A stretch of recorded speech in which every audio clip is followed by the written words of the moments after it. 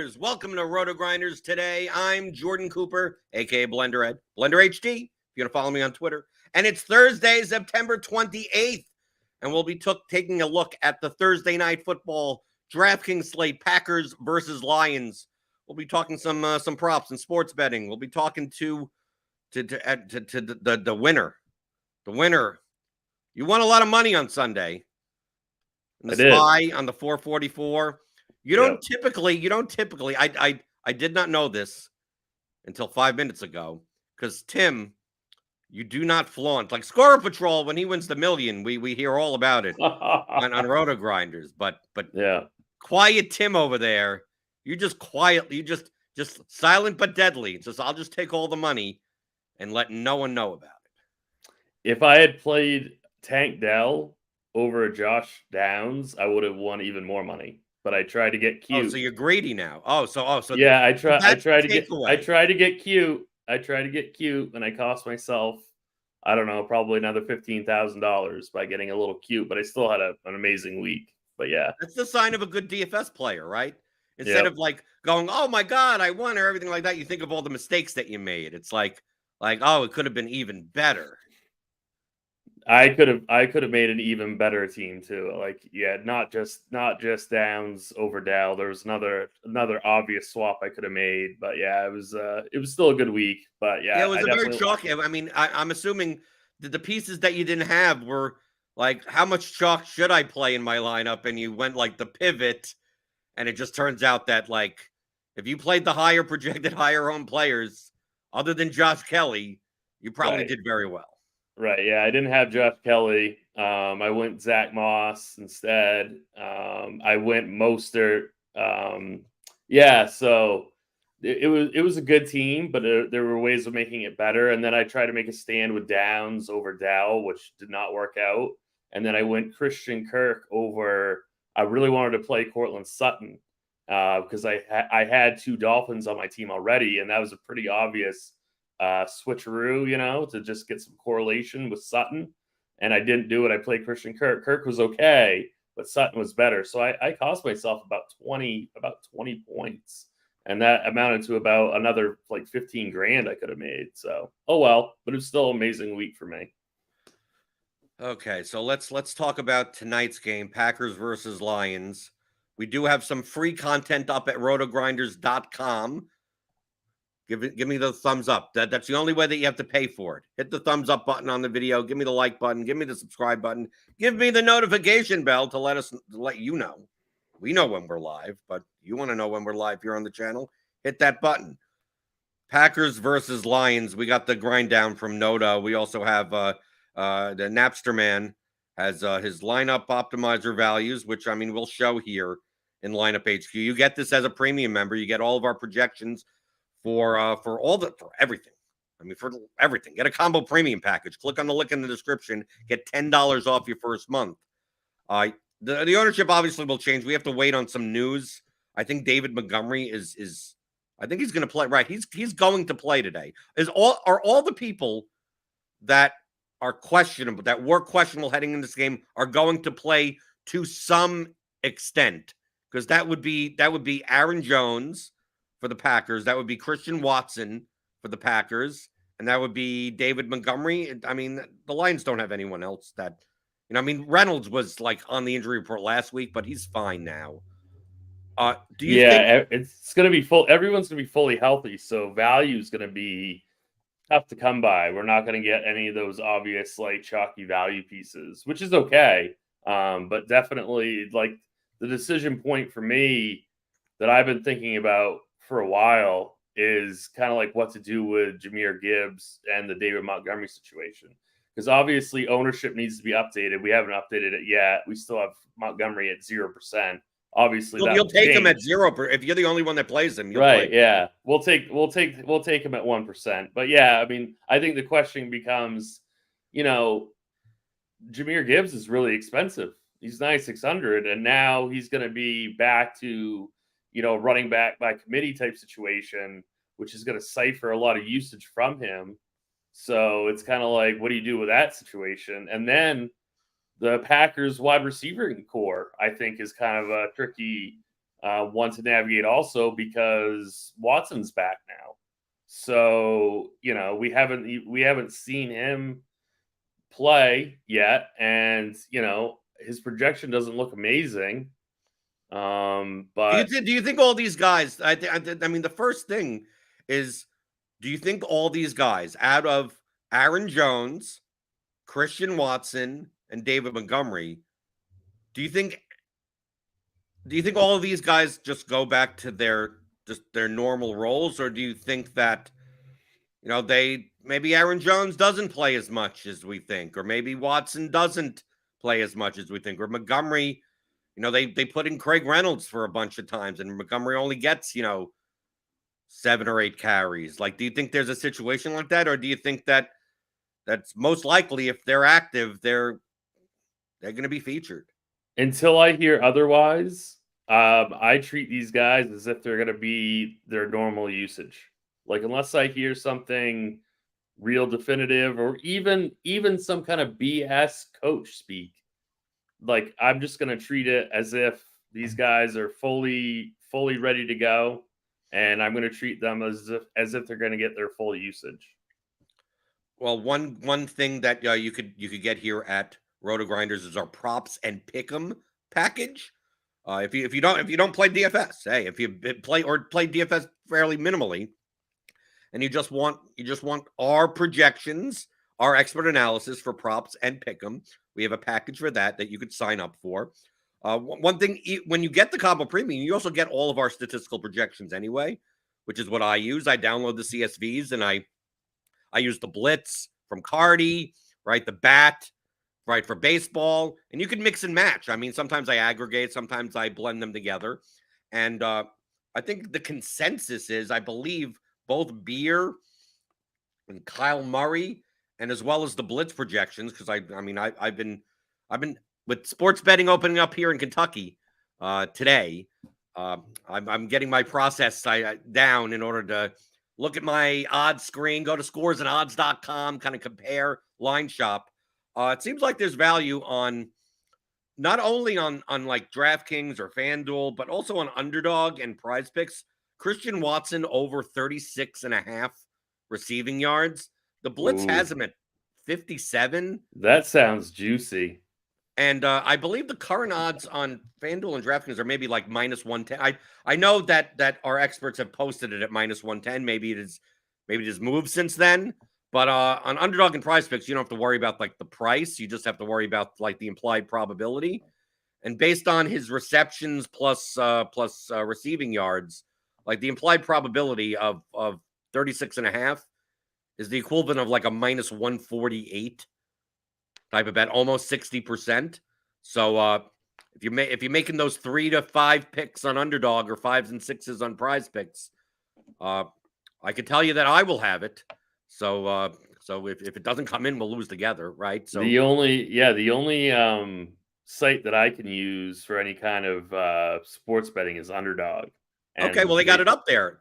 Yeah, I know they have them at 36.5. So I mean, I'm going to have to make a couple 2-pick, 3 picks with that, and I don't know what else. Right. Well, that's the problem with Underdog and Prize Picks, is that to get the best payouts, to get the highest EV, you gotta win 3, 4, 5 of them. Right. Which means you got to find 3, 4, 5 that are worth a -120, -122 type of payout. And yeah, there's stuff on the board now for NFL because more of the stuff is opened up, but it's going to be much higher variance because you have to hit them all in order to get paid out. So you're going to have a lot of days in a week where you lose 5 out of 7 days, but the 2 days that you do win, it makes up for it. With like regular sports betting, I'm going to be comparing now between like you give me Christian Watson and he's going to pay like -120 on a -148. That's much better to use on Underdog and Prize Picks. But sometimes when the implied probability suggests like -125, and I could get it like +100 on FanDuel, then I'm not going to do it on Underdog and Prize Picks because I get a much better price on the regulated sports books than on the pick'em site. So like determining which way you go. I know, Tim, where you are in Maine, Like, this is a foreign concept. You don't get these choices. But I just want to highlight like what you should be looking at, and to celebrate the Kentucky mobile sports betting or whatever. We'll go into a sports betting concept a little bit later on in the show. But let's get back to the showdown slate. If all these guys are on full strength, so if we have Aaron Jones back to normal, 10.8K, we have Watson 8,200, we have David Montgomery 6,800. Like you mentioned it in the very beginning, value is tough, and it's like most of the players are overpriced now. I mean, because like AJ Dillon probably shouldn't be 7,000 anymore if Aaron Jones is at full strength. Like he would normally go down and be like 4,800 or something. And then we have like Jaden Reed and Dontavian Wicks. Like those guys, those would be our 2K guys, right? Normally. Right. But because they've been playing without Watson there, DraftKings has priced them up to, decent enough levels. I mean, looking underneath the kickers and defenses, I mean, we have guys that are projected for like nothing practically. From a uniqueness standpoint, this is going to be a very tough slate to play lineups where it's a reasonable enough projection. Because if you leave like 5K on the table, like how do you do that when? I was just gonna say, how are you gonna do that? I mean, you do it and you just hope that it's a low scoring game and one of these, Samori Torre scores. I was gonna say Brock Wright falls into the end zone. Right. Yeah. But some of these guys are probably still going to be. I mean, in order to fit some of these guys in, I mean, if you're going to play someone like Amon-Ra in the captain spot, I mean, even if you look at our projections, the projections for this game aren't that great. I mean, look how low the top projected player is Amon-Ra St. Brown, and his mean projection is 17.87. Well, right, Jordan Love, 17. Like the quarterbacks are about 17s. Like there's barely anyone that's over a double-digit point projection. Is this the type of slate where maybe you get different by playing the overpriced players? I mean, I say that with a questionable tone because that doesn't seem great either, to play the guys that are 6 points lower projected at 2,000 overpriced and just hope that the main guys don't get there. In terms of construction, I think that a lot of people are going to flock to these defenses and kickers, right? Mm-hmm. I mean, because they're projecting the best in terms of like lower to mid-range type guys to avoid all this really, really, really kind of like useless value. So I think those kind of kicker ownerships that are already quite high might even get higher. And I think that you're going to see those defense ownerships get higher also. We can see that Craig Reynolds is 17% owned, like that in 17% owned with barely a 1 point mean projection, right?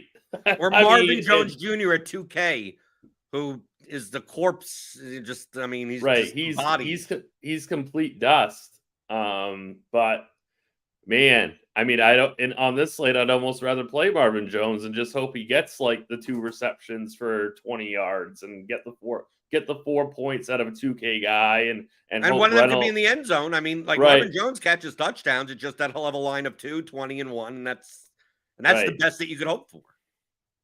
The other thing is, kind of like looking at like who you're going to be playing at captain, right? Like I think Amon-Ra would probably be the most popular captain. I mean, it's showing right now that it's going to be Jared Goff, but I think it's going to be Amon-Ra. What do you think about that, Blender? I think it'll be a mix of both. I would guess, only because the Lions guys are priced better than the Packers guys, right? So like if you don't play Amon-Ra captain, you're much more likely to play him at flex. And then like guys like Josh Reynolds at 6,200 or Khalif Raymond at, I mean, where is he? I'm on the flex. Let me sort by salary. right? Khalif Raymond 5,200 are more appealing than the overpriced Packers guys with Watson back. That may lead more people to a Goff captain. Goff, Amon-Ra. Like, imagine putting this lineup together. Like Goff at captain, and I'm not saying this is a good lineup to play, but imagine Goff at captain, and then you play Amon-Ra, but now you start adding in. I mean, Sam Laporte is 8K. That's a little pricey, but Josh Reynolds, and then you could also play Brock Wright in this lineup because he catches a touchdown from Goff, and you're still left with 7,900 average remaining player salary. Mm-hmm. Like I think that's what leads more Goff captain lineups because the receivers that you're pairing him with are one is a main guy with the highest projection, and the others are. I'd much rather play the wide receiver 2 of the Lions at 6,200 than the wide receiver 4 out of the Packers for 5,000. Right? If you knew like 100% that Aaron Jones was healthy, like ready to go, ready to rock, like wouldn't you love to get to him? I would love to get to him at captain because he gets a lot of check down work. He gets a ton of red zone work. He obviously gets rushing work. He would be like the guy that I would love to get to at captain. But he's the guy that has the highest. I think he's the guy that has a high ceiling compared to their ownership. And I think that these guys like Jones, Watson, and Montgomery, I think out of the 3 guys that are coming back, right, Aaron Jones, I think, gets squeezed more than Aaron Jones and Christian Watson to some extent at 8,200. I think more people will be willing to play David Montgomery at 6,800 because you need some amount of salary savings. He's going to project decently, and even with the 50% timeshare role with not minimal pass catching. But at 6,800, I'm willing to eat that. I think people may just be afraid that Aaron Jones is coming back and they're not going to pay 10-8 because it's going to be very hard. Like, let's say you put Aaron Jones at captain and then you play Amon-Ra St. Brown at flex 55. I mean, you're going to get down to the point where, like, if you try to play any of the quarterbacks. Well, play Goff and then play Brock Wright. I mean, you could do that, but I'm assuming that construction is going to be somewhat popular. Because I don't think so because Aaron Jones is not going to be a popular captain. Even if you put Brock Wright in there, you're still at 5,500. I mean, now you're putting in kickers and defenses.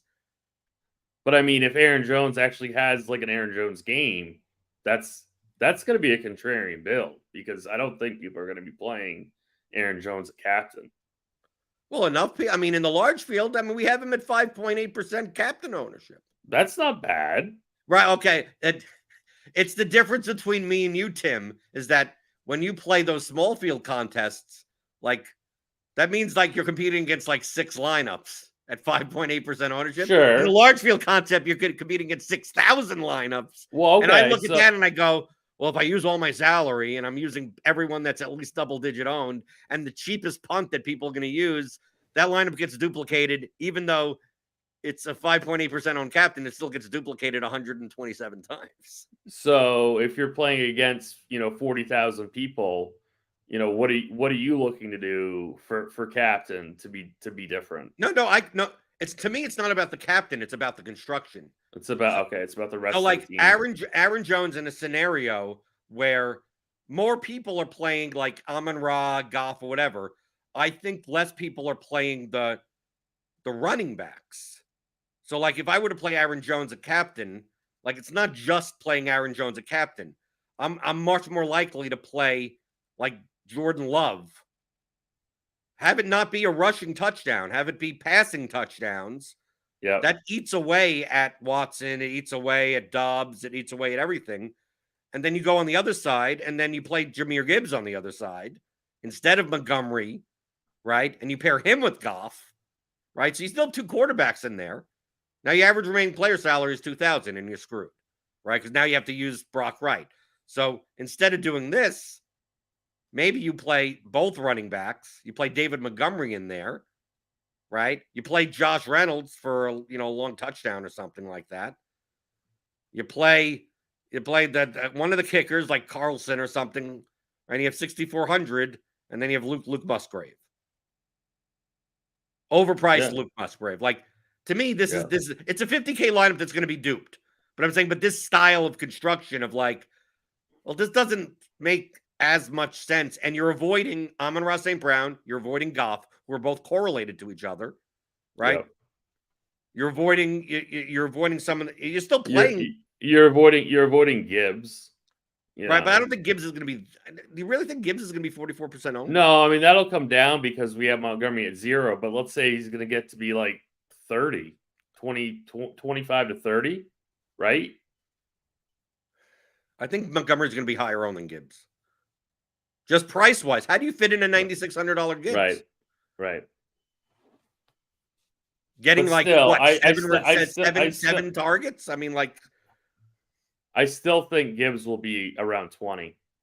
Which is, but that's low on this slate. Right. That makes me more likely to play him. It's just that play him at captain. To me, Aaron Jones and Jahmyr Gibbs are the types of running backs that have, on a PPR site like DraftKings, right, have insane ceilings because of their pass catching role and big play potential. Like David Montgomery and AJ Dillon are the guys like their ceiling comes from either falling in the end zone 3 times or breaking out it's 2nd and 1 and they go for a 72-yard rushing touchdown when they break through the secondary type of thing. At their ownership, I mean, if Jahmyr Gibbs scores a touchdown, he scores it. He may not get the bonus, but he's scoring it catching 6 passes. It's you're getting all these points. You're getting like 40 yards rushing, so that's 4 points. You're getting 60 yards receiving. You're getting 5 or 6 catches, so those are points, and then the touchdown or 2 on top of it. It's just like Aaron Jones is the same way of like, because they could operate almost as wide receivers. Yeah, Gibbs they have that. Perfect. They have those ceilings. Yeah, Gibbs is perfect for PPR sites. Like he's the exact kind of PPR, type player that we want. He's just so expensive now, and Montgomery's back. So, but yeah, I think Gibbs is a really strong contrarian captain play for sure. Yeah, that's what I'm looking at right now. I mean, obviously, our sim tool will be coming out this afternoon. We do have, Showdown Sims, where we take our projections, we take our ownership. Jamino puts it on the hamster wheel, as I always say, Jamino's hamster wheel, and does 10,000 plus simulations of the slate. And what do the top 0.1% of lineups look like on DraftKings? And then you can compare those rates of how often they appear in the top 0.1% of lineups to their ownership. And that kind of tells you like who's more likely to be overowned, who's more likely to be underowned, what are the constructions more or less likely to look like. And I mean, the common construction on this slate, I mean, if we just take a look at our optimal projections, I mean, it's going to be more, I think it's going to be 4-2 Lions. 3-3s are always tend to be more popular. 3-3s are always popular. Right. But I think if it's going to side on one team, it's going to be Lions. It's going to be 4-2 Lions builds, which may actually be more likely to be optimal, but also they're going to be much higher owned. Do you think people are going to chase the Sam Laporta game? I mean, enough people will in the large field. I think in the smaller field, he'll be lower owned. Right. Yeah. I mean, 8K for a tight end. I mean, dude, Sam Laporta, we may be talking about at the end of the year as, well, he's someone like Kelsey or Hawkinson and Andrews. I mean, some of these guys Andrews doesn't look like he's that guy anymore. I mean, Hawkinson is getting something. Kelsey is okay, but maybe Laporta is that guy. Maybe it turns out that in the future, Laporta is going to be 11-5 on these slates. Maybe in the future. I don't think today. I don't know. Not anytime soon, but maybe in the future. I'm just kind of curious, like maybe his ownership goes up because people want to chase that game. But I think the contest you're playing, I think it'll be lower. Yeah. Large field, it'll be higher. Yeah. I agree. And I think the same thing for someone like Jaden Reed. Like, because people have been used to playing Jaden Reed. So, like, I think his ownership, he's going to be overowned in the large field, but maybe underowned in the small field. Like I said, in the small field contests, you have even more incentive to overpay for someone if they're going to be much lower owned, right? Right. As long as you're not doing it across the board in your whole lineup. Like, don't just play all the overpriced players. Right. Like, you have a lot of incentive to just play A.J. Dillon because do you really think A.J. Dillon's going to be 35% owned at 7,000? No. No, right. I really don't want to play A.J. Dillon, though. Right, but I don't care if I have incentive or not. I really don't want to play him. I don't care if he shows up as like the best positive leverage play on the slate and all the sharps are like, oh yeah, you should play him. Like I'm not clicking that name. No chance. So to conclude, you're more likely to be playing like your target right now as of 11:30 in the morning. You're liking those Aaron Jones captain lineups. I am. Yeah, but I mean, keep in mind, I play in contests with 400 to 500 people, not 50,000. So I'm different than Blender. I only make one team. I just play in single entries and things like that. So I'm kind of looking at Aaron Jones right now as my favorite captain. I just build I build 3 600 lineups. I mishmash them around. I typically build 300 lineups for each, like 1-5, 2-4, 3-3, 4-2, 5-1. Mm-hmm. Take a look at them all and put them all into my portfolio trimmer. I trim them. I trim the ones that are way too owned for their projection down, and then whatever I got left, I'm going to be playing, I think, 40 lineups tonight. I just picked 40 that look pretty good to me. I roll with that, and sometimes that means I only have. Sometimes it means like in the last slate, like in the 2-gamer, that I only have 2 lineups with DeAndre Swift, and I have 11 lineups with Kenny Gainwell because the ownership is skewed in one direction. So it's a lot of slates where either I do really well or just minus 90%. But that's kind of how I treat Showdown, right? It's like I'm not spending a whole ton of money. I'm not using a ton of my bankroll. So it's like, yeah, these 40 lineups are just like, I'll throw them out there. One of them will hit big or we're moving on to tomorrow. Spray and pray. Yeah, that's really what it is. Right. Okay, so we got content coming out today for Showdown. We got the pre-lock show later tonight, 7:30, 7:45 or so. Obviously, we got baseball today, right? Baseball is almost wrapping up before the playoffs. We got Grinders Live later. But we also got tools on the Action Network for like betting converters and stuff like that. I wanted, Tim, I know you're in Maine, you don't sports bet, but you're an analytical thinker. I am. I just don't know anything about this world because I don't get to play. I don't get to play Blender. So we can go over it and I can fail all the tests that you're going to give me, but I'll do it. No, but I don't think you're going to fail. I think understanding the concept of expected value. I think you understand the concept of expected value is one of, if not the most important concepts in both DFS, sports betting, in any competitive activity. And I played poker for 10 years before I started playing DFS. So I know about this stuff, but sports betting I don't know a lot about. So okay, let's get into it. Okay. So that's why I set up the other day. And I only asked this on Twitter because I had a conversation with someone else that reached out that wanted some DFS help. Some random person that watches or whatever. I won't say their name in case they are watching. And I asked them, the questions that they were asking seemed not advanced at all. So I went to the very beginning of like, do they understand what just the concept of expected value? So I used it in the context of sports betting to some extent by this question. So car A is faster than car B. Okay. So we could, by how much, it doesn't matter. Don't look too much into this, Tim. It's not a trick question. There's no like, well, but it doesn't have spoilers on. Like it's not that. I feel like I'm getting tricked already, Blender. All right, but you're not. Yeah. You're not. Okay. All right. You got car A, you got car B. They're both on a road, right?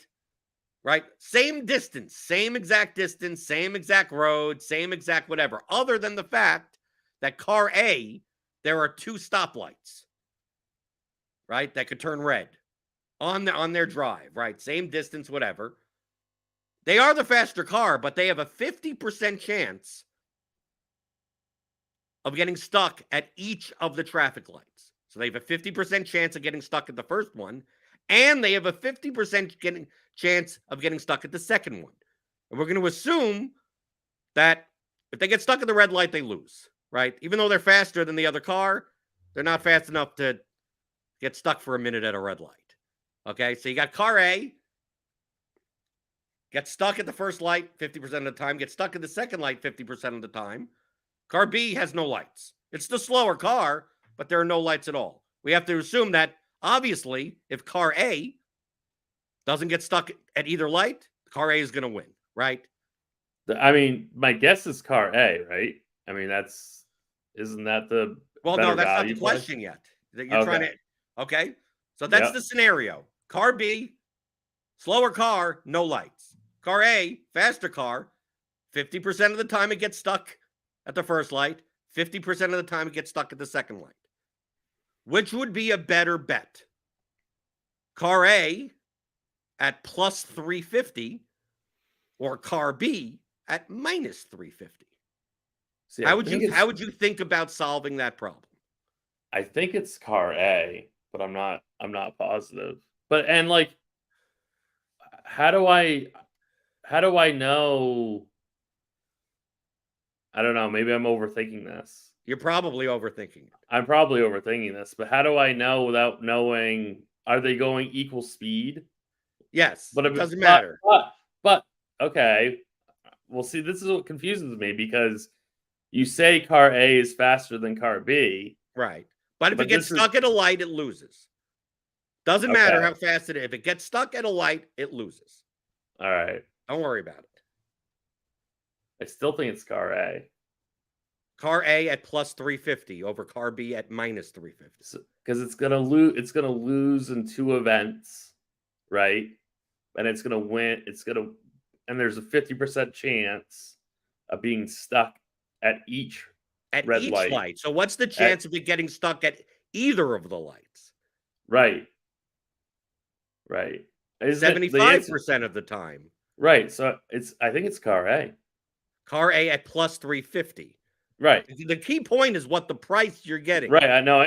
Right. Yeah. So think through this scenario.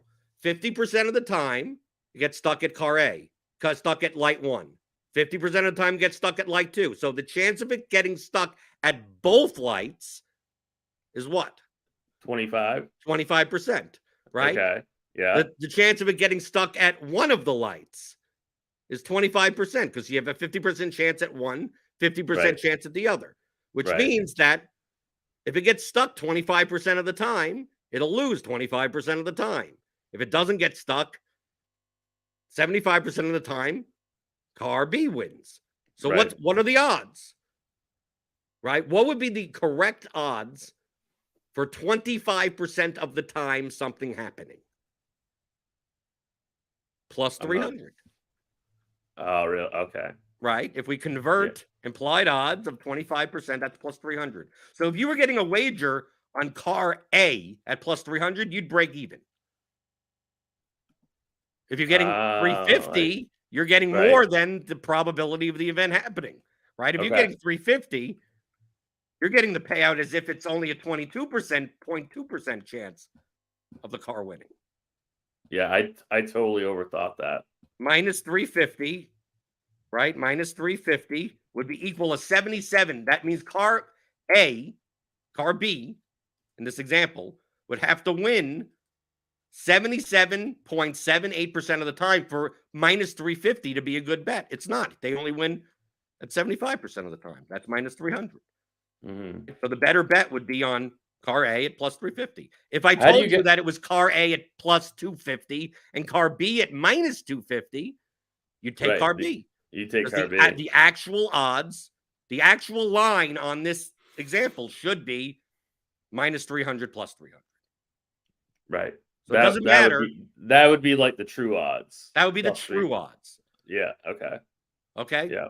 Yeah. Now, throughout this whole example, the concept that you should be getting out of this is, what are the true odds of the event happening? So the first part of the problem is figuring that out. I made it as easy as possible without it being like absurdly complex, right? That you had to go 50% times 50% is 25%, right? That I didn't just leave it at 50%, that one light. I made it a little bit more complex. So 25% of the time is plus 300.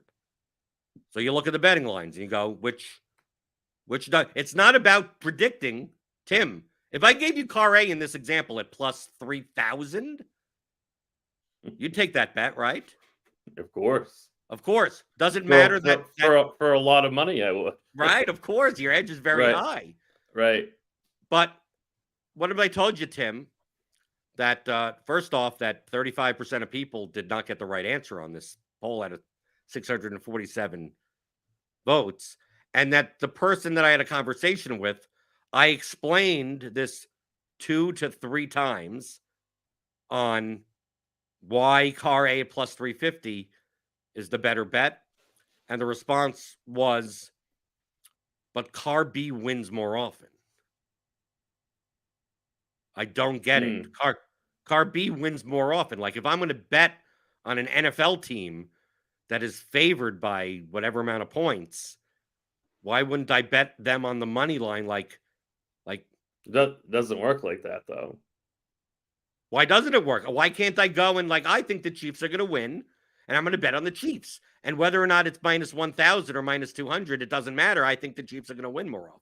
Well, I mean, that's where you get into negative EV and positive EV discussions, right? I mean, it definitely doesn't work like that. I talk about like money line wagering in hockey quite a bit, and because sometimes you get really, really big money line, favorites and stuff. Yeah. And sometimes I'm like, that doesn't mean that over time you're going to make money betting, the Edmonton Oilers over the Arizona Coyotes at, minus, 600, like over time. You know what I mean? Like, minus 600, if you convert that to an implied probability, is a little over 85, 86%.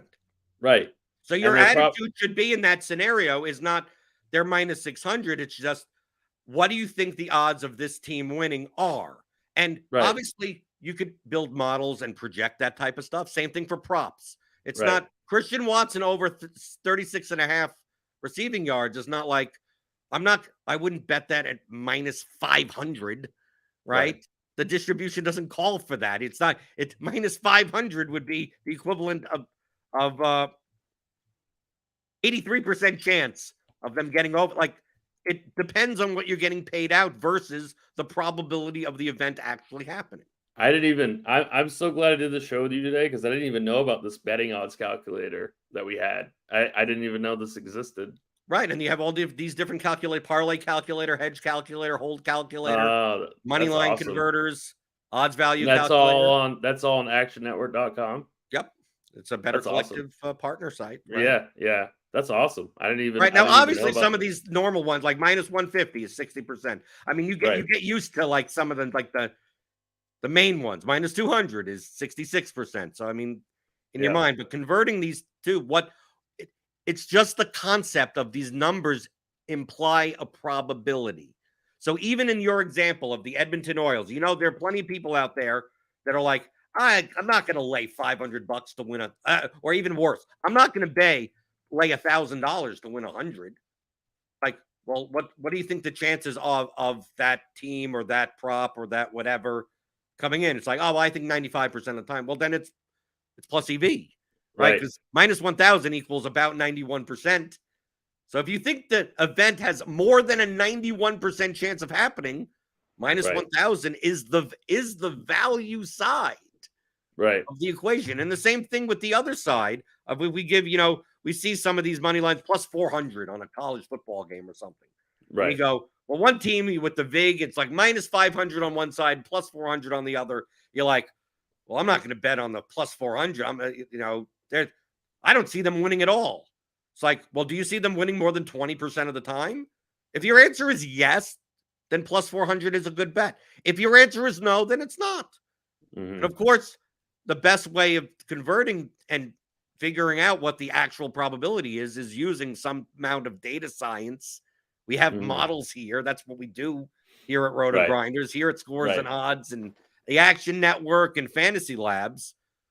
But even if you're like, well, I don't want to have to deal, I don't want to have to open Excel, I don't have to do all that work, I don't want to have to sign up for RotoGrinders and get our statistical projections. You'll be a better bettor if you just think in your head, just like in poker, right, Tim? Like, what are the odds of my flush hitting at the river? What are the odds that I'm getting out of them? It's not like you're not predicting whether or not you're going to get a heart.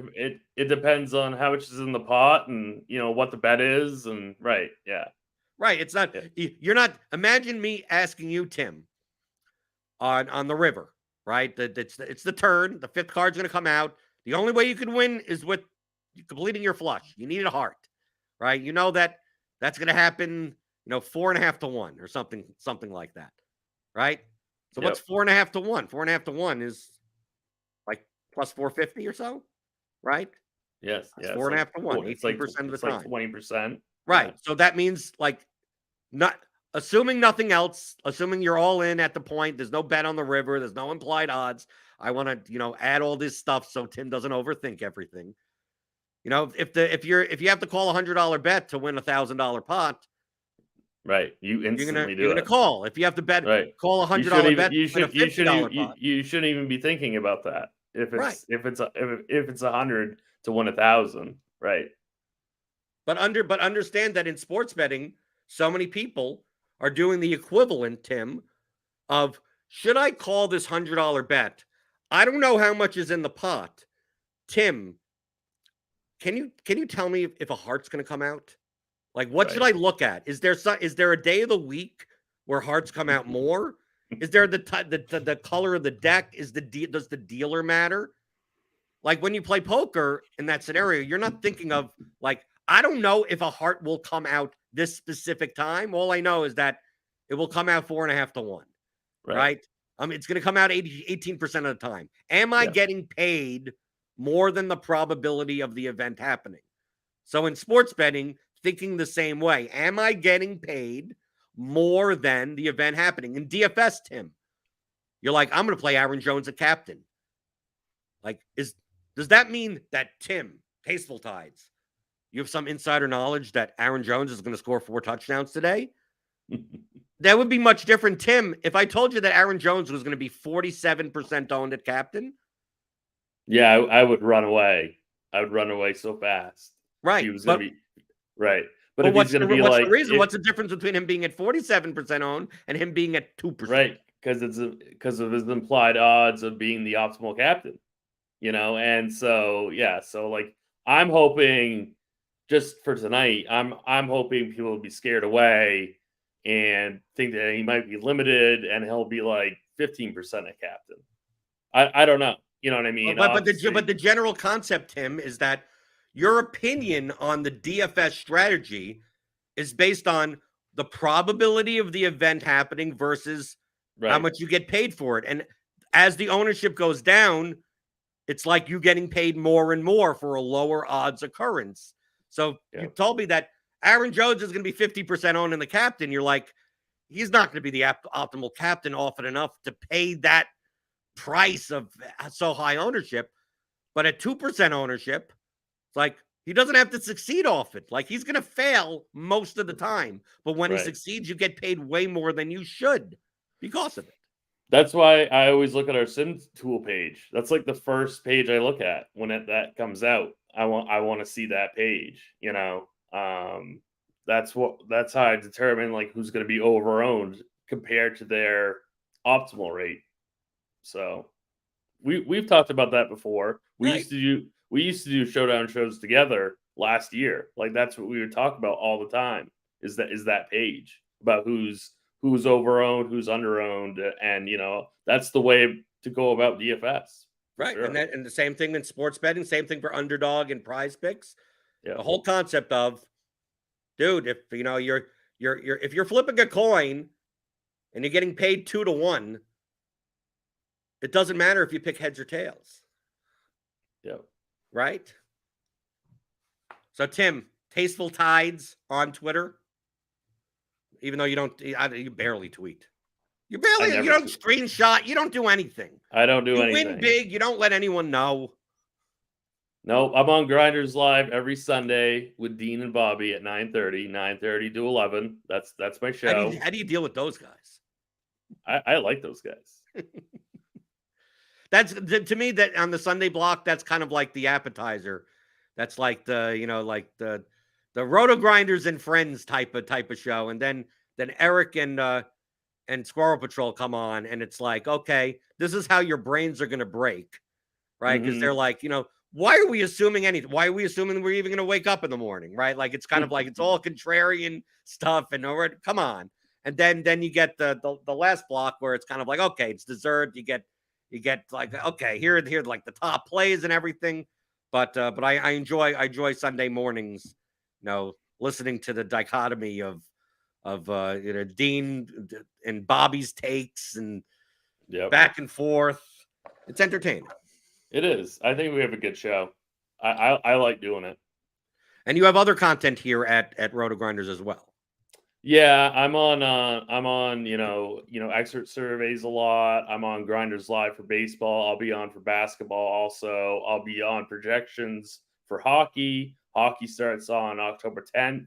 Blender, you should play hocky. You're going to come back. Let Devin know that you're doing hockey, because remember, this show in the morning is your taster of like the entire day. So it's not just football, not just NBA. Right. We talked about golf yesterday. I may talk about soccer tomorrow. Like, it's just little tidbits of what people are thinking about today in DFS props and pick'em. And I'd love the NHL. I mean, Tim, do we have statistical projections for NHL? We do. So I could put them in to Prize Picks and Underdog and and DraftKings and FanDuel. You could play all your props with all of our projections. You would really like it. You would like playing hockey DFS.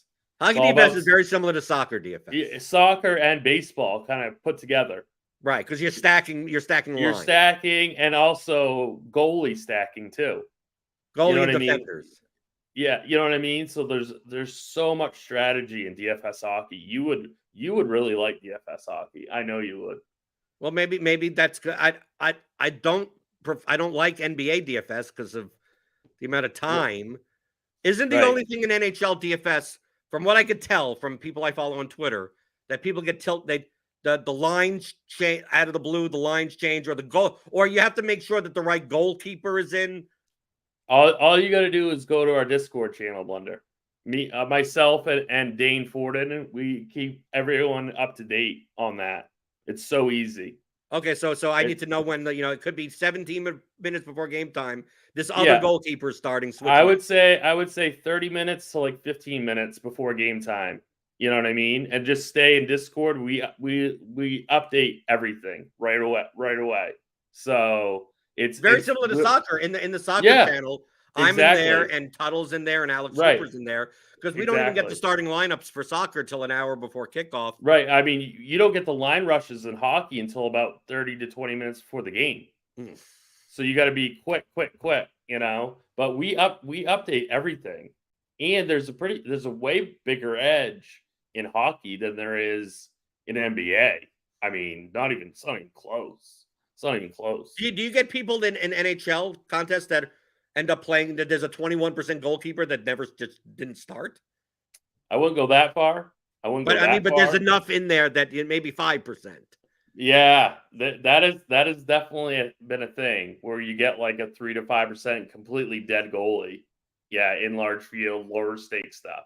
Definitely. I'm interested. I'm gonna look into it. That starts in a little 2 weeks. It starts October 10th. There's a 3-gamer on October 10th. Okay, well, I'll definitely just look at Discord, because we update everything right away. So you don't have to do anything. I don't have to do anything? You don't have to do anything. So you're Tim, you're just going to send me money. I don't literally have to Well, there's no guarantees on that, but you don't actually have to do any. I have to enter contests and make lineups. Yeah, you got to make your own lineups, but you don't have to worry about following news. We do that for you. Okay, that's great. So rotogrinders.com/Discord. People could join that. I mean, they could join that right now if you want, right? Yep. Yeah, yeah. There's people in there right now talking about preseason. Preseason NHL. Oh yeah. Oh yeah. People play preseason NHL. I don't play that. That's too much for me. There's too many moving parts for that for me. What's the big day for NHL? Like when the slates are the biggest? Tuesday, Thursday, Saturday is generally the big days. So that's pretty good. Like Tuesdays are going to be light. Typically, those are the lighter NBA days because typically NBA is bigger on Monday, Wednesday, Friday. Yeah, yeah. Those are the hockey night in Canada days. So it's only hockey night in Canada. Can it be hockey night in the United States also? Well, yeah, but I mean those are the big Canadian teams play those nights. So those are the premier nights for NHL is Tuesday, Thursday, Saturday. Okay, well, well, you're definitely gonna let Devin know. You're gonna come back on. You're gonna help me win an NHL DFS. Truthfully, I'd rather do that than have to monitor injury news in NBA and who's gonna sit and who's gonna whatever. I mean. It is so much more fun just from a game theory, strategy perspective to play hockey. The prize pools aren't as good, right? But the prize pools aren't good in soccer, and I play that. Yeah. Oh, yeah. Well, then you would love hockey. Then you would love it. Yeah, well, we'll see. Maybe I end up maybe beginner's luck. I end up binking a GPP in hockey out of nowhere. Yeah, let's do it. I will join the Discord. You should join the Discord if you're watching. Hit that thumbs up button on your way out the door. Give me those thumbs. Hit the subscribe button. Hit the notification bell to know when we go live. We got Grinders Live later today. We got Crunch Time later today for MLB. We got the NFL pre-lock show for the Thursday night football game, Packers versus Lions. Definitely check out the Sim tool if you're a premium member. Click on that link in the description. Get $10 off your first month. Tomorrow, I have Kyle Murray on. We'll be discussing an NFL DFS strategy for the Week 4 slate. Once ownership gets updated, projections get updated. We'll see what takes, what stacks, what players, everything on the board tomorrow. Because I'm here answering your DFS strategy questions. Send them in. Questions at theoryofdfs.com. Need questions for that mailbag. So Tim, first appearance on the new rebranded show. You will be back on for some NHL stuff for sure. Can't wait. Thanks, Blender. So you can always check us out for all things DFS, props, and pick'em on RotoGrinders today.